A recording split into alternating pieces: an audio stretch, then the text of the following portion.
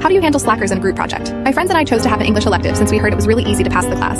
It required only 3 major presentations to pass instead of exams. Since we were given the option to choose our group mates, my friends and I decided to stick together. The first presentation was easy because it required a simple PowerPoint presentation. My friends promised to help out when they could, but they kept coming up with excuses to avoid doing their share of the work, like being busy with their majors and clubs and sororities. I ended up covering the research and creating the slides. They did show up for the presentation and winged it, but I warned them that the next 2 projects were a lot heavier and I wouldn't be able to do it by myself. They apologized half-heartedly and agreed to cover more of the work this time. However, after I completed my part of the presentation, I noticed they barely started on it.